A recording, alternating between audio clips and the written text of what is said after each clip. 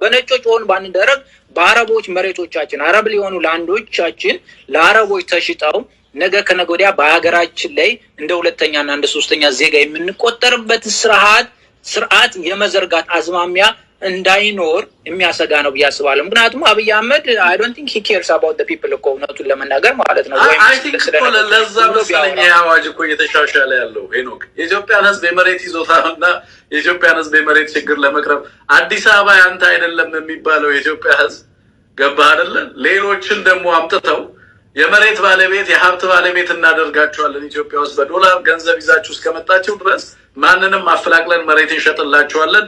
ይሄው አዋጁንም እያሻሻልን ነው እያሉ እኮ ያሉት ማለት ኢስ ሪሊ ላይክ የኢትዮጵያ ህዝብ የቀረው የመጨረሻ ነገር መሬት ነበር ብዬ ነው የማምነው።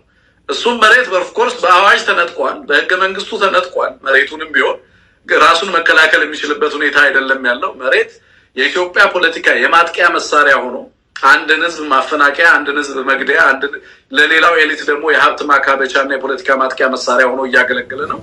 አሁን ደግሞ የገልፍ የፖለቲካ ማርኬት ገበያው አካል እናደርገዋለን መሬቱ። ስለዚህ አየር መንገዱንም ውሃውና መብራቱን ብንሸጥም ይህን ጦርነት ማሸነፍ አልቻልንም፣ የቀረን መሬት ነው። ስለዚህ መሬቱን ደግሞ እየሸጥን እንዋጋለን የሚል ፍላጎት የተያዘ ይመስለኛል ነው የምልህ። ይሄ አዋጅ እንደዛ አይነት አደጋን በኢትዮጵያ ላይ ይዞ የሚመጣ ነው።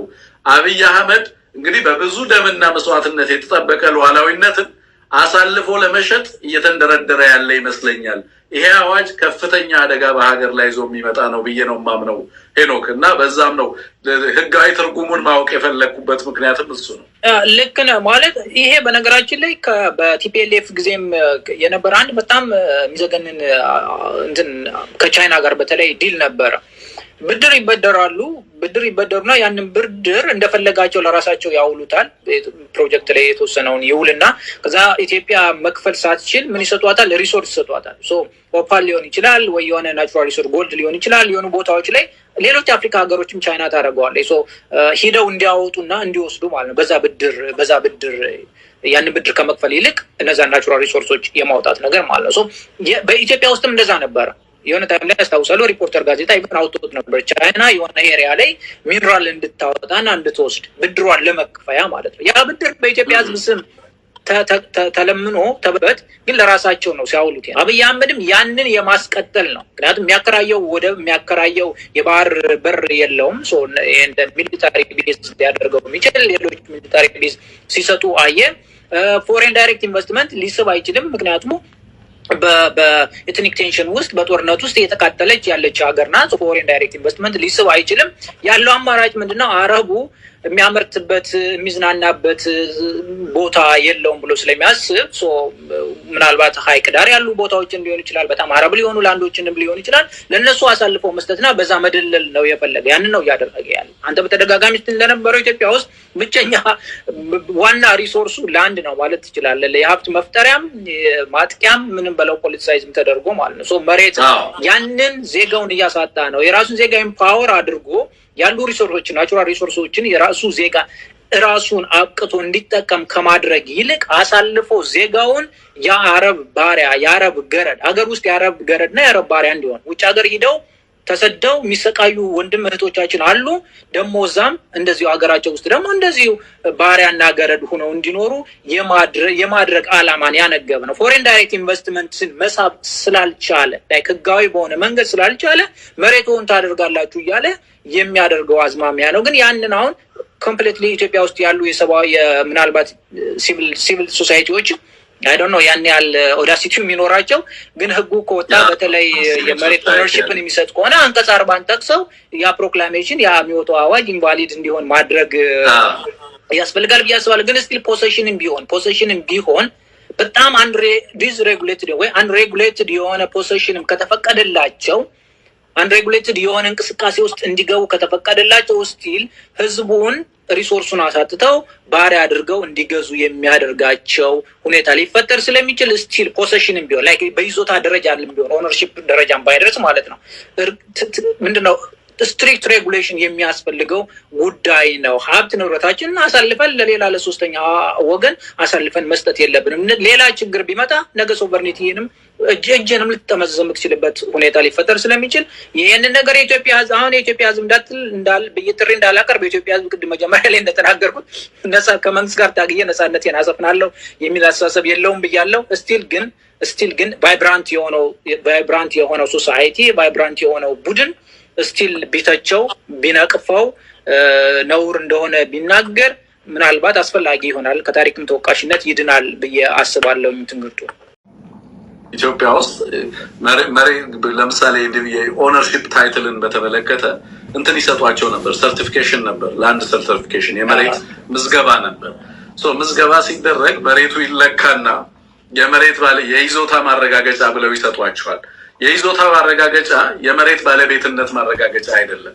መሬቱ የመንግስት ነው። ኦን የሚያደርገው ሰዎች ሊያለሙት ሊንከባከቡት ዩዝ ራይት ምናምን የሚባሉ አሉ አይደለ? በንድልስ ኦፍ ራይትስ ከመሬቱ ጋር ተያይዘው ማለት ነው።